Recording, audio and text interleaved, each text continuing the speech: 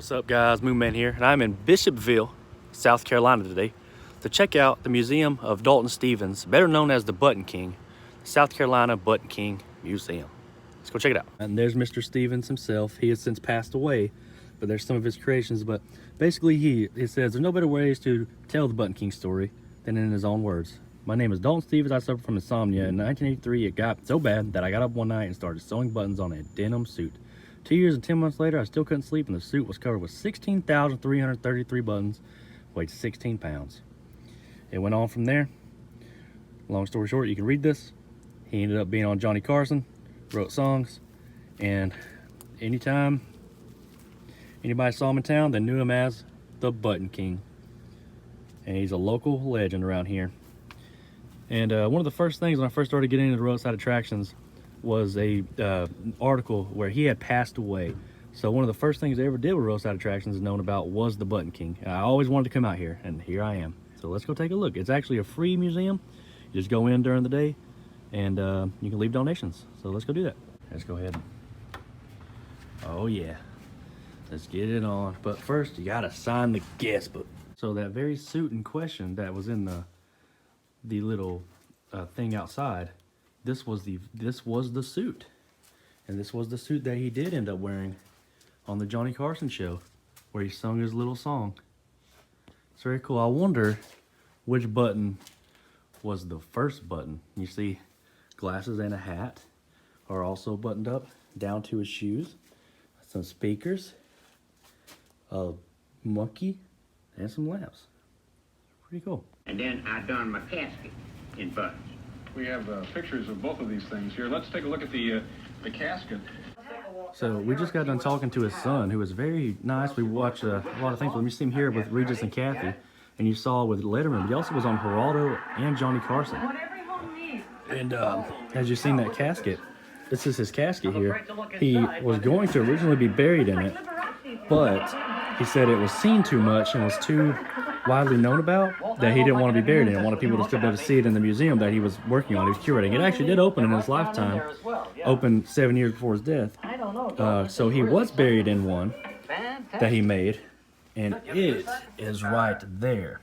So he is in that next to his wife. One of his most notable works is this car. It's an old Chevette. He said there was over 100,000 buttons in this. And there's actually a thing on the wall where some car like art thing in Charlotte, North Carolina actually borrowed it for a little while and put it on display for a minute. And as you can see, got an American flag on top there. One thing in USA, that's one thing I note when I look at this stuff, is that there was a rhyme and a reason for it. And he said he wouldn't make something if it didn't have a purpose. So he would only sew things on and put things on things that had a purpose. One thing really to look at too is that it's not just randomly laid on. Things are there to appeal to the eye. They are there to look good, not to just be randomly put on. And I do appreciate that. This was the song that he sung on Johnny Carson and all the other shows. If you like the color of my clothes, would you give me buttons instead of a rose? Buttons can be square around. They keep my pants from falling down. It says here in 1990, the Guinness Book of World Records actually certified it as being the largest button collection. It's interesting. There's some autographs of the people that he actually did meet. There is Letterman, Geraldo, Johnny Carson. You met Ralph Emery that did the Nashville Now, Regis and Kathy. And just a few others. That is also was on an episode of On the Road with Charles Kuralt. So I'm gonna back out here and show you this piano that he covered. And as you see, a rhyme or a reason. Everything has a purpose that he does, and it's not just randomly put on again. So there's actually beautiful imagery.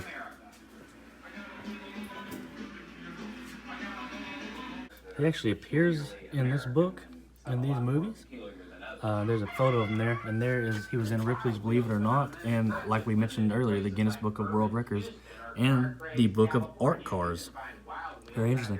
Believe it or not, the state of South Carolina, he has the patent to be called Button King. So he is the Button King. Here is a suit he made. His son said that After he made the first suit, it was so heavy and hot. Later on in life, he went on and made some other suits, and he left a little more space so they wouldn't be so hot. And here's one of them here, and another hat. And all these buttons were actually in his collection, probably to be used later on. And he put them on the wall as well. And there's a guitar. Not the one from Johnny Carson. That one is in here. We'll get to it in a minute. At one point in 2016, he did pass away, unfortunately. And here's the hearse he was carried in. And it has got over 600,000 buttons on it. So in this button-covered hearse was a button-covered casket with the Button King in it. A lot of buttons. Over 600,000 even. There's another suit. I think he also said he was buried in a button suit. But here's another suit, like I was telling you, he made later on in life. And he said he also did some instruments like this later on in life too. Here's the back of the hearse. It has Final Lap and BK for Button King there. And it has little, like, I think there's supposed to be like flowers on the back here. This he has this wonderful creation, the public outhouse moon there. But in that is a button covered toilet. That's just amazing. And it's filled with loose buttons in there right now. Here's a button covered bathtub that is just filled with random buttons. And there's more buttons in bags. Here is an old clock that he did.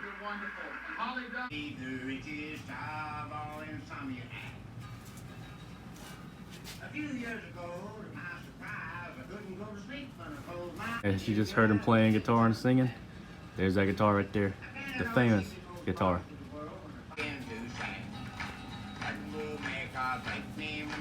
This is truly worth any bit of travel. Son was also nice enough to give us some prints that he had made when he was still alive. It was very nice. Right, guys, that's it here in Bishopville, South Carolina at the Button King Museum. I couldn't recommend this place more. I really enjoyed speaking to his son. He seemed like a really nice guy. Seemed like Dalton was a really nice guy, very eccentric, and I can appreciate that. And it does not cost, like I said. There is donations that can be made. The guy just really wants to keep his father's legacy and what his father was already doing alive. And I can appreciate that.